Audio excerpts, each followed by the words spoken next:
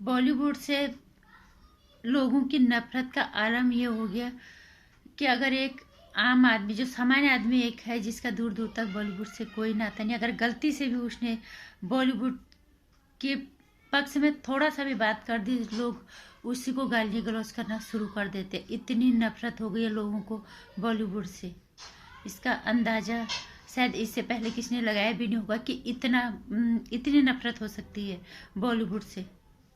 नमस्कार, स्वागत है आपका मेरे चैनल नंदनी जो मैं हूँ नंदनी।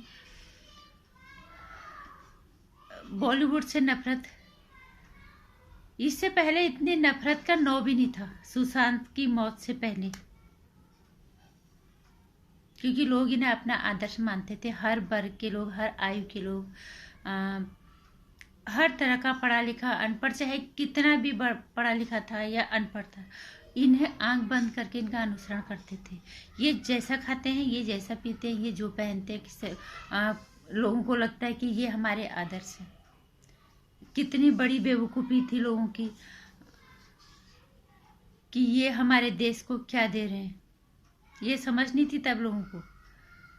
लेकिन आज लोगों को समझ में आ गया, तो लोगों का अब नफरत का आलम ये हो गया कि उनका बस चले वो बॉलीवुड को समूल नष्ट कर दें। और इसका उदाहरण मैं खुद से देती हूँ, क्योंकि मुझे इस पे एक बंदे ने मुझे गाली दी है।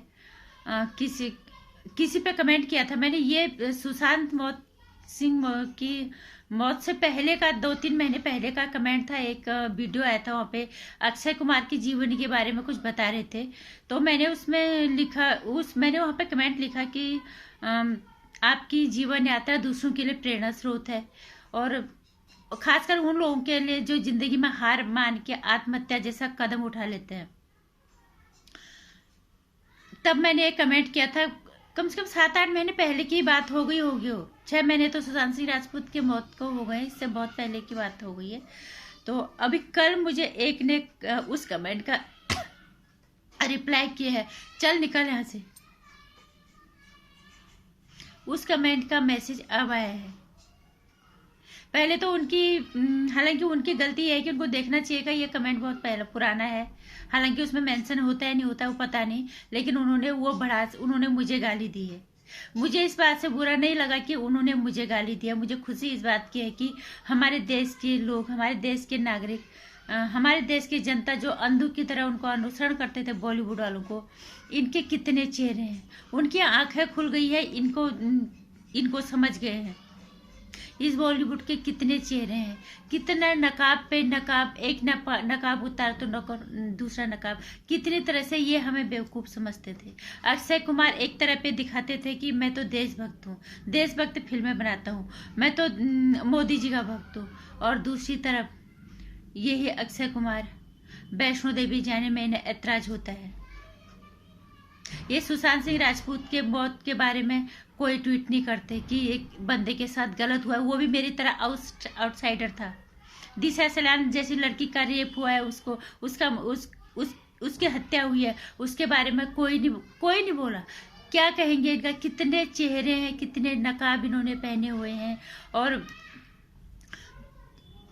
कोई ऐसा अपराध नहीं होगा जो इस बॉलीवुड के अंदर नहीं हुआ होगा, जो कि अब खुल के सामने आ गया है लोगों की, और अब लोगों की आंखें खुल गई है। और मुझे खुशी है इस बात की कि लोग समझ गए कि इस बॉलीवुड की औकात कितनी है।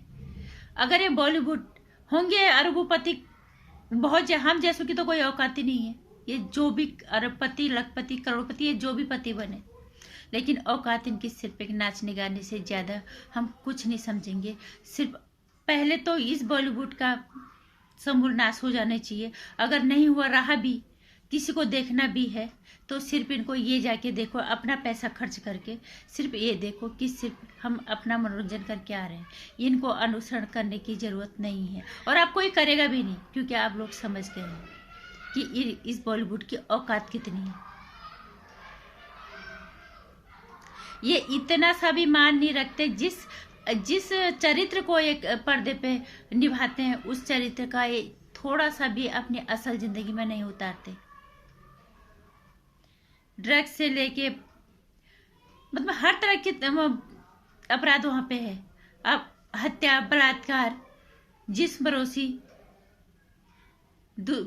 दूसरों के आत्मसम्मान को कुचला कर काम करवाना, दूसरों को अपने पैरों के नीचे लाना, कैमबाजी, नेपोटिज्म, ये सब मतलब कोई ऐसा अपराध नहीं होगा। मैं कह रही हूँ देश की किसी कोने में ऐसा नहीं हो जो इस बॉलीवुड में नहीं होता। सब कुछ यहाँ होता है। ये अपराधों की नगरी हो गई है।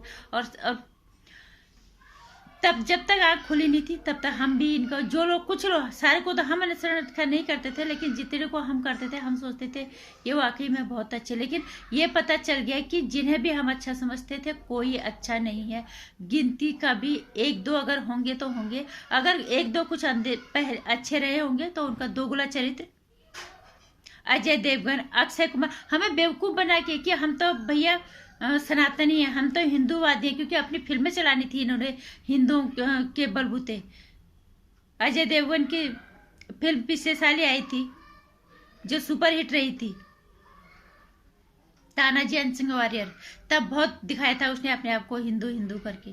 कितने चेहरे हैं, कितने तरीके से हमें बेवकूफ़ बनाएंगे। अब अगर हिंदू आज भी नहीं जागा तो हिंदू को कोई नहीं जगा सकता फिर।